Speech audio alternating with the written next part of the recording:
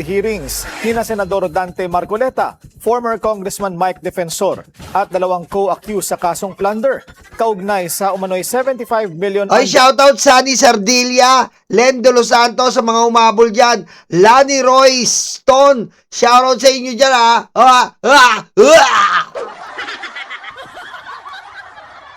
Declared campaign. Oy, Francis Erica, nandyan rin. Jason Fermin, JM15 Mendoza. Ayan, mga late. Patrick Way, shoutout. Elections noong 2025. Oh, Itinakda ng Sandigan Bayan 3rd Division ang mga pagdinig simula September 3 hanggang October 1, kung kailan nakatakdang magpresenta ng 8 testigo ang prosekusyon. Sa October 8 naman ang main trial, kung saan ang ihaharap naman ng depensa ay ang kanilang mga testigo. Sa paglabas ni Defensor sa courtroom matapos ang pre-trial ngayong araw, nagkaroon ng komosyon matapos pigilan siya ng BJMP na magpaunlak ng panayam sa media. aroy. Oo nga, nakita ko eh. Oh, Mukha yung ginagawa. oh, Dalawang beses na kami ni Ray ng BJMP. oh. Eh, ano ngayon kung 2 beses ka ni-raid, taka? Oh, ano ngayon kung araw-araw ka i-raid? Kung wala kayong ginagawang masama dyan sa kulungan mo, huwag kang iiyak, ha? Huwag kang iiyak. Oh, mga kababayan, pakinggan natin, ha? Umiiyak eh, oh. Kami ni Ray ng BJMP. Boss Matam, yung boss pa. Sasaktan mo eh. Oo nga, nakita Oh, sinapak, oh, kapul! Kapul ka, ha? Daldal mo, ha? Alam mo si Mike Defensor, mga kababayan, mga karayuma, siguro pinagliito sa puwet ng manok. Aray ko. Ang daldal eh! Ang daldal eh! Kada makikita siya magpawa, oh! Hala, ito na kami! Taka! Sa pulgano! mukha yung ginagawa mo eh. Dalawang beses na kami ni Ray ng BJMP. Oh. Oh. Boss Matam, yung boss pa. Oh, sapak eh! Sapul eh! Sinapak! Tatanggal yung pagkangongo eh. Tanggal po yung pagkangongo, yung ano, yung tae, tanggal eh. Makulit ka ha? Makulit ka ha? Ang kulit-kulit mo ha? Oh, sapul. Eh, yung sinasabi natin. Oh, huwag ka kasi kukulit-kulit. Oh, sa kayo makakita mga kababayan. Dito lang yan sa panahon ni Pangulong Bongbong Marcos, mga kababayan, mga karayuma. Nakulong po mga katulad ni Mike Defensor. Ha? Nakulong po ang katulad ni Mike Defensor na dati po ay talagang lantaran ng paninira sa iba't ibang mga politiko. Basta nandiyan si Mike Defensor, automatic may sisiraan eh. Alam natin yan eh. O ngayon. O. Ngayon, sa pool. O. Ngayon, mga kababayan, dumako naman tayo dito. Isama na po natin ito. Sa Davao na naman po, pumunta ang NBI. Anong ginawa ng NBI? Walang kwentang mayor, puro tsupa. Aray ko. Diba? Yung mayor kasi dyan, ang iniintindi, puro manyupa. Ang NBI na nagtrabaho. Kasi, yung mayor walang ginagawa, puro tsumupa.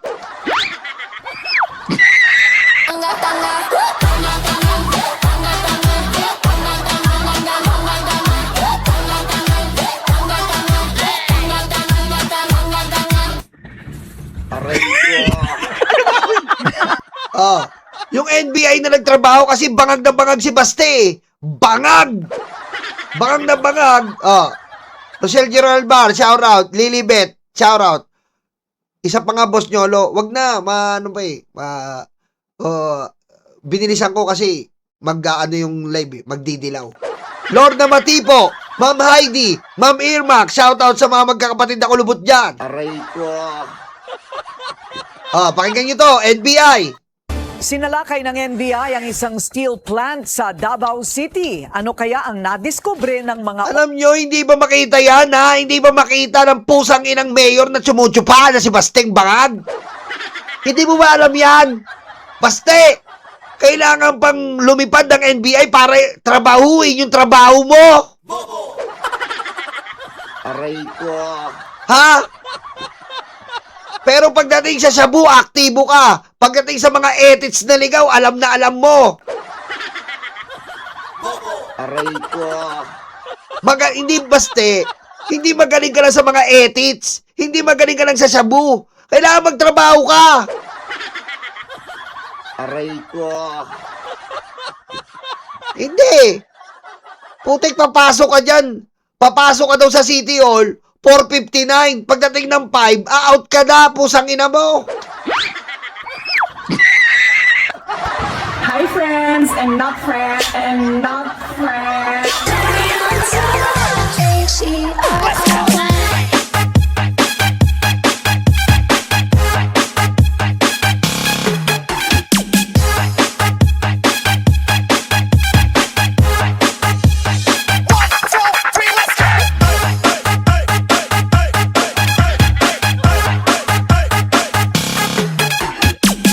Biro mo, ang tindi ng mukha ni Baste, no?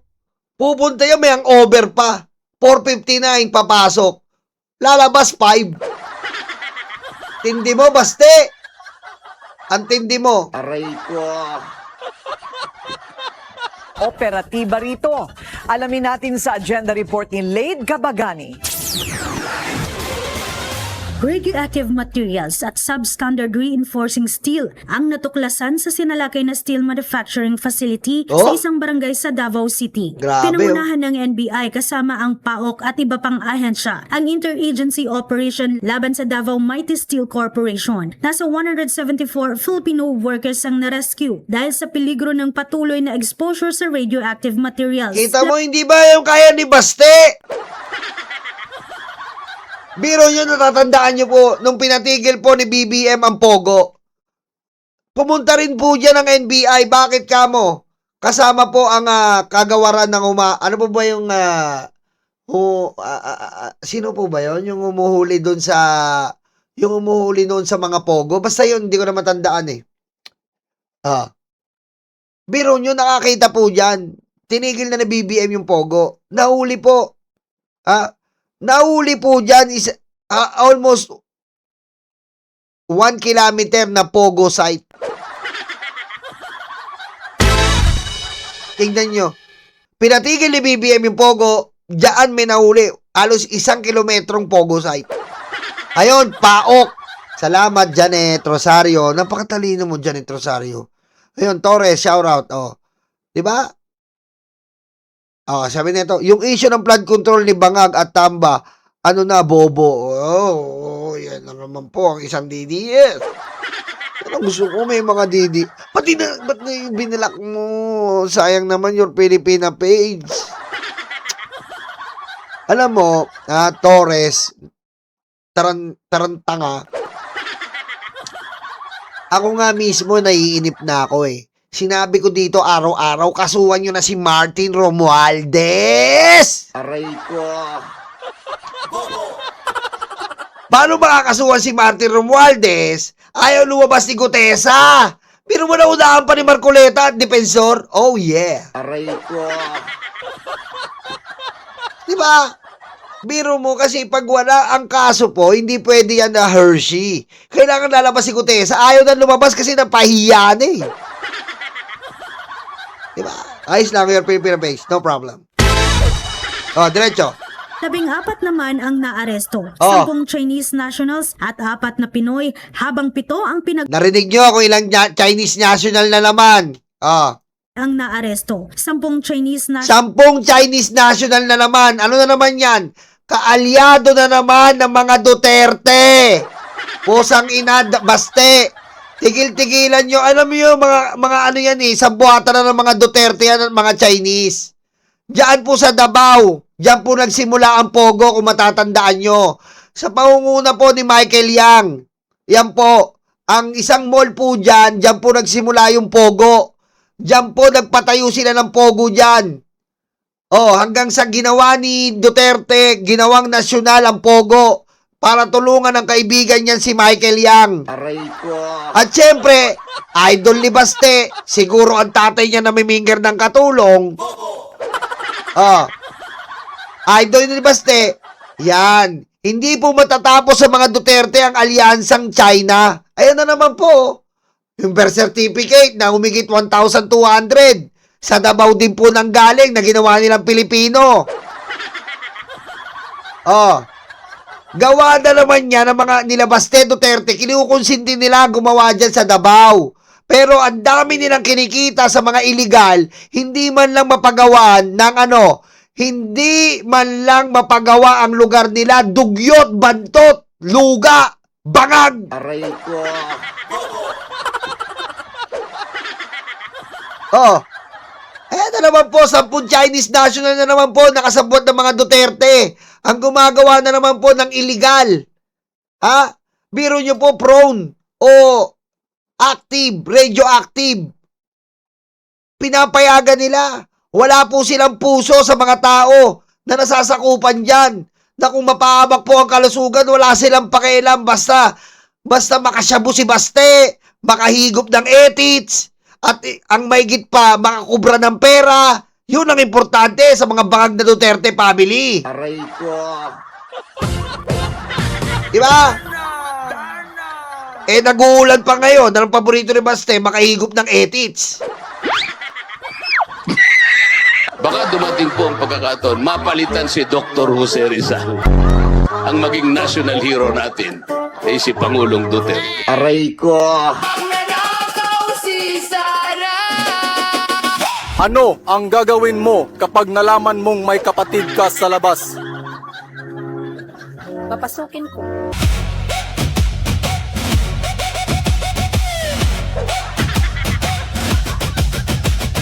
Diba? Name it, mga kababayan. Name it. Birth certificate sa Davao na Kuita, 1,200. Legit. Pogo, nung pinagbawal ni PBM, nandyan. Legit. Ngayon, ayan. Basta illegal, nasa Davao. At hindi lang ganon. Diyan din ang takasan ng mga kriminal. Natatandaan nyo, mga kababayan. Noong nag-iimbestiga sa Pogo, saan tumatakbo ang mga mastermind? Sa Davao. Yung mastermind ng Parmali, yung Indiano, saan tumakas yung mag-asawa? Sa Davao. Ganyan po ang Davao. Taguan ng kriminal, takasan ng kriminal, gawaan ng illegal. Kasi nga, yung mayor ngayon, isa pa yan, yung mayor ngayon, walang ginawa kundi humigop ng etits. Aray ko.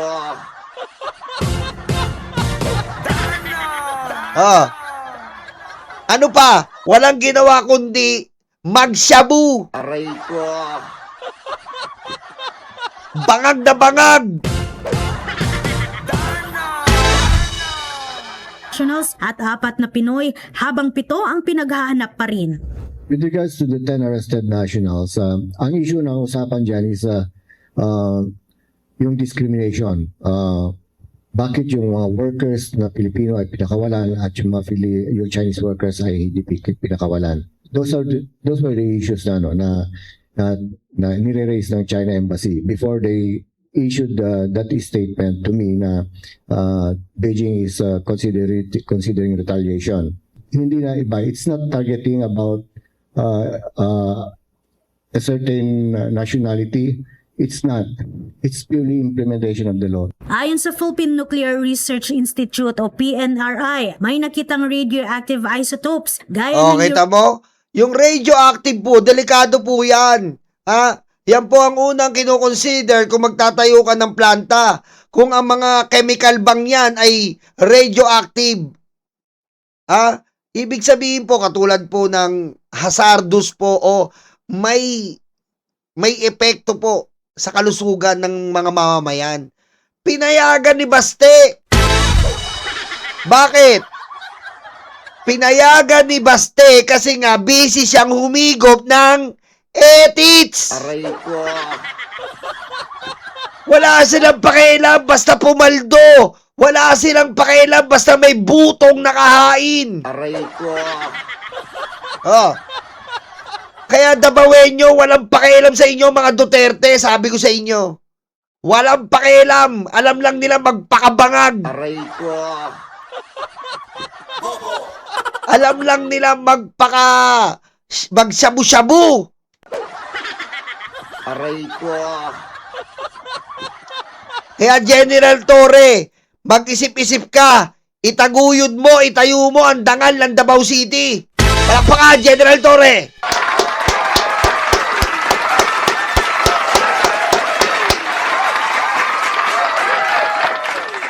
Oh, kasama pala yung PAOK dito. Tumawag sa akin yung PAOK. Sir, kasama po kami dyan sa pag-rate. Oh, kasama yung PAOK. Shoutout sa mga taga-PAOK. Thorium-238, Thorium-228, Thorium-232 at Radium-226 sa iba't ibang bahagi ng pasilidad. Kasama sa mga nakitang materyales ang finished rebars, furnace-related materials, industrial powders, dust, wastewaters at iba pang production residues. Wala rin umanong lisensya o authority ang kumpanya. Walang lisensya! Napakagaling! Walang lisensya po. Napakahusay naman. Oh. Napakahusay po ha. Walang lisensya. Sasabihin, paano nag-ooperate yan? Walang ginagawa yung mayor sa office? Aray ko. Wala pong ginagawa yung mayor sa office. Bakit kamo? Lahat po ng mga commercial, lahat po ng mga negosyo, merkado sa iyong nakasasakupan, kailangan po may permit yan ng mayor's office na bangag. Aray ko. Oh, ngayon bakit wala po? Kasabwat kasi yan si Baste. Oh, ang gusto lang ni Baste, humigop siya ng mainit na ethics. Wala siyang pakialam sa nasasakupan. Oh, walang permit. Oh, Production residues. Wala rin umanong lisensya o authority ang kumpanya. wala pang lisensya, license to operate. Walang license to operate. Ngayon, kung bago ka kumuha ng license to operate, kailangan nakipag-coordinate ka sa iba't ibang mga ahensya. For example, FDA, FDA, DFA, yan, mga yan. For example lang kailangan coordinate. Wala. Siyempre, ito, DOH dapat certified kasi nga, kung titignan kung hazardous o makakasama sa kalusugan, walang DOH certificate. Hindi alam yon ng mayor kasi nga, bangag sa Cebu, si Baste. Aray ko. Nasaan na ba yung Nasaan na ba yung binabasag ko? Wala na akong mabasag eh. Nasaan na ba? Mamaya. Aray ko. Product testing. 4 sa 8 DMS rebar samples na binili sa commercial hardware stores sa Mindanao ang bumagsak sa mandatory mass variation requirement. Pito mo, pero mo po, bakal pala. Ayan, kita niyo po may logo pa, may logo pa ng Chinese, Shubo Chich. Ayan, may logo pa. May logo pa ng Chinese. Galing po talaga China tong mga bakal. Shubo Chich. Aray ko. Kita nyo. Ano po ibig sabihin yan? Bukod pa doon, hinahayaan pala ni Baste na bumili na magkaroon ng mga bakal na binibili dyan sa Davao na substandard. Kita nyo? Anong klaseng mayor yan? Baka yung mga tiga-Davaoenyo nagpapagawa ng bahay, substandard pala ang binibenta sa Davao ng mga bakal. Ganyan ba, mayor nyo? May concern ba sa inyo? Wala, kasi ang alam lang, humigop ng mainit na ethics. Aray ko. Yan. Yan ang bangag na Mayor Baste. Aray ko. Lumaki pa ang public safety concern dahil may DMS marked rebars na nakita sa rubble ng mga gumuhong gusali matapos ang magnitude 7.8 Mindanao earthquake noong June 8. Nakitang mga ito sa mga paaralan, ospital, government buildings, barangay health centers at mga bahay sa Ay Sarangani. putik! Kaya pala! Putik, napakawalang kwentang mayor ng mga Duterte talaga, Sabi nila, kaya pala biglaan, grabe ang pagguho ng mga structure dyan sa Davao ay dahil doon umano. Putik ko. Yun ang ginamit yung mga substandard na galing Chinese. Ay, putik, walang kwentang mayor. Aray ko. Grabe, pakinggan nyo, ayan, Labs Mark Rebars na nakita sa rubble ng mga gumuhong gusali matapos ang Oh, nakita yung mga rebars na yan doon sa mga gumuhong gusali. Hinayaan kayo ng mayor nyong mamatay. Patayin mo si BBM. No joke.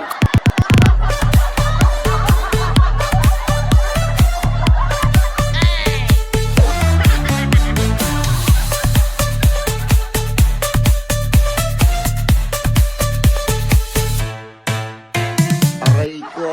Kita nyo? Kaya po nagsiguho-guho po dyan nung nulindol yung Davao. Substandard yung mga bakal sa pamumuno ni Basti Duterte. Kita nyo, ayan po ang naayos sa investigasyon. Nag-imbestiga sa mga gumuho at yung ginamit ng mga bakal substandard mula sa mga Chinese na to. Paano hinayaan ng mga mayor nyo yan? Hindi chinek po. Grabe yung supplier sa Davao. Chinese na illegal na substandard pa. Hinayaan ng mayor nyo yan. Anong klaseng mayor po yan? Aray ko. 7.8 Mindanao earthquake noong June 8. Nakitang mga ito sa mga paaralan, ospital, government buildings, barangay health centers at mga bahay sa Sarangani, Davao del Sur at Davao Occidental. Tinitingnan sana natin dito nga yung mga naging involved na metal companies na to, kung sila ba yung nag-produce nito. Kawawa. So to the surprise ng investigating natin, yung sa Sanjia, meron doon, may presence, but yun nga sinabi ko kanina, 70% nung nasalanta, yung natamaan ng lindol, DMS yung marking. Kita nyo po, biro nyo po 70%, ganun po ang dahil sa gamit na bakal, yung substan, pusang. Anong klaseng mayor to? Alam mo, ano ba to? Wala ka bang concern talaga sa mga Davaoenyo? Davaoenyo, kawawa naman kayo, naawa kami sa inyo. Lunod na kayo sa ba? Pati yung mga bakal na nakalagay dyan sa mga kabahayan nyo, substandard, dahil pinabayaan ng mayor nyo, pusang ina naman, oh. Aray ko. Grabe, hindi po kailangan mangyari to sa mga Davaoenyo. Ha? Wala naman po silang kasalanan. Bakit kailangan magdusa ng mga Davaoenyo? Kawawa naman po. Samantalang si Basti, samantalang si bangag na Basti Duterte, gusto niya laging matigas yung bakal na isusubo niya sa etits. Diba? Tapos si Basti, ang gusto niya, pagdating sa etits na isusubo niya, malabakal ang tigas. Aray ko. Grabe. So nung nakita namin na marking na yun, we continue surveillance, nagkaroon ng mga test by then, sinubject natin sa testing ng standards at nung bagsak na nga, na-establish natin na mukhang sa standards bagsak and the possibility also of the presence of radioactive materials. So yung ginawa natin papunta dyan, that is we applied a search warrant. Na-refer na ng NBI ang kaso sa DOJ para sa posibleng paglabag sa mga batas sa nuclear safety, hazardous waste, environmental compliance at consumer protection. Para sa agenda. Kaya po mga kababayan, kita nyo gaano po kawalang niya ang mayor. Nasasakupan niya, hindi niya alam yan. Grabe po, mga substandard na bakal na nasasakupan ng Davao mo, hindi mo alam. Pusang ina mo, bobo mo. Bangag! Aray ko. Saka makakita ng mga ganon, mga kababayan, no? Nasasakupan mo yan, kailangan pa na ba ng NBI? Hindi na lang ikaw ang gumalaw. Hindi na lang ikaw ang trabaho mo yan, eh. Hindi ikaw ang gumampan. Aray ko. Grabe. Ano po bang kasalanan ng Davaoenyo? Bakit kailangan pahirapan ng ganito? Walang kasalanan ng Davaoenyo. Huwag natin pahirapan. Tao rin yan. Pilipino rin yan. Hindi nila kailangan magdusa sa lubog na ba at putik. Hindi nila kailangan gumawa ang bahay dahil substandard ng bakal. Grabe naman kayo sa Davaoenyo, mga bangag na Duterte family. Pusang ina nyo lahat. Aray ko. Grabe mga Davaoenyo, magising kayo. Kawawa naman kayo. Hindi nyo kailangan mag-suffer. Hindi nyo kailangan magdusa. Kailangan nyo ng magandang pagtrato. Dahil tao rin kayo. Gumising na kayo. Walang ya. Pero mo kailangan pa ng NBI para gampanan yung trabaho ng mayor. Tingnan mo si Vico Soto. Lumilibot si Vico Soto sa mga kabayan. Tinitignan niya, miski barangay, kasulok-sulukan eskinita. Si Baste, anong ginawa? Tsumupa! Aray ko. Si Baste, anong ginawa? Magsyabu! Aray ko. Si Baste, anong ginawa sa Tagulan? Humigop ng mainit na etits! Aray ko. Ganyan po ba, Mayor? Kumpara mo kay Isko. Naglinis ng Divisoria, tinignan na inalis ng mga dugyot, mga bantot. Si Vico Soto, nilinis. Oh. Si Magalong, napanot. Patayin mo si BBM. No joke.